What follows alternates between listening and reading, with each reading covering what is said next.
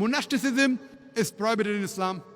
Our beloved Prophet said, it's mentioned in Sahih Bukhari, poem number 7, in the book of Nikah, chapter number 3, hadith number 4. The Prophet said, "O young people, whoever has the means to get married, he should get married."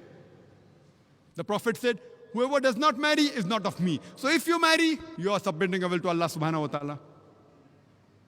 The Quran says in Surah Nisa, chapter number 4, verse number 19, that treat your wife with the footing of equity and kindness, even if you dislike her. The Quran says you have to love and be kind to your wife, even if you dislike her. You have to be just to her. So if you love your wife, you are submitting your will to Allah subhanahu wa ta'ala, you are submitting your will to Almighty God. The Quran says in Surah Isra, chapter number 17, verse number 32, that come not close to adultery, for it is an evil opening other roads to evil. So if you abstain from adultery, you are submitting your will to Almighty God.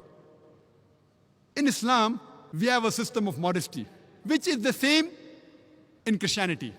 Quran says in Surah Nur, chapter number 24, verse number 30, say to the believing man that he should lower his gaze and guard his modesty. Whenever a man looks at any woman, and if any brazen thought, any unashamed thought comes in his mind, he should lower his gaze.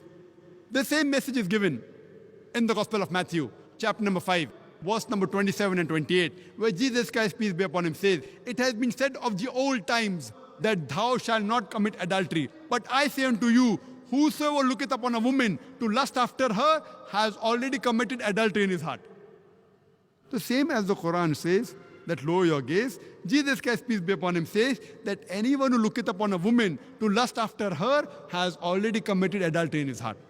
The next verse, Surah Nur, chapter number 24, verse number 31 says, say to the believing woman that she should lower her gaze and guard her modesty, and display not a beauty except what appears ordinary of, and to draw her veil, a head covering over the bosom, and display not a beauty except in front of her father, her husband, her sons, and a big list of mahram, the close relatives who she can't marry is given.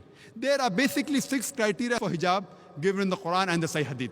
The first is the extent, which differs between the man and the woman. For the man, it's from the navel to the knee.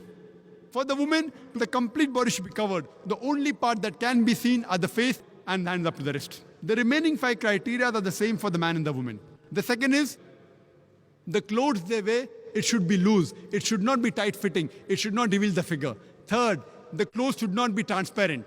Fourth, it should not be so glamorous so that it attracts the opposite sex. Fifth, it should not resemble that of the opposite sex. And sixth, it should not resemble that of the unbelievers. These are basically the 6 criteria for hijab given in the Quran and the Sahih Hadith. And if you read the Bible too has similar criteria of modesty. It's mentioned in the book of Deuteronomy, chapter number 22, verse number 5, that the woman shall not wear clothes that which pertain to a man, and neither shall man wear the garments of the woman. Anyone who does so is an abomination to their God. That means wearing clothes of the opposite sex is even prohibited in the Bible. It's mentioned in the 1 Timothy, chapter number 2, verse number 9, that the woman should be dressed up with modesty and shamefacedness and with sobriety.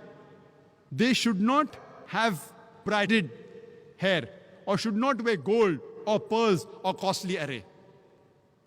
And it's mentioned in the 1 Corinthians, chapter number 11, verse number 5 to 6, that the woman that prophesies or prays with a head uncovered, a head should be shaved off.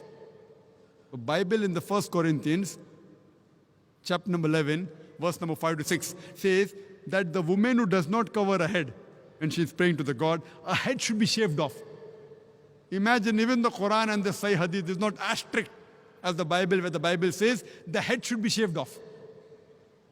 So if Christian means a person who follows the teachings of Jesus Christ, peace be upon him, I would like to tell you that we Muslims are more Christian than the Christians themselves.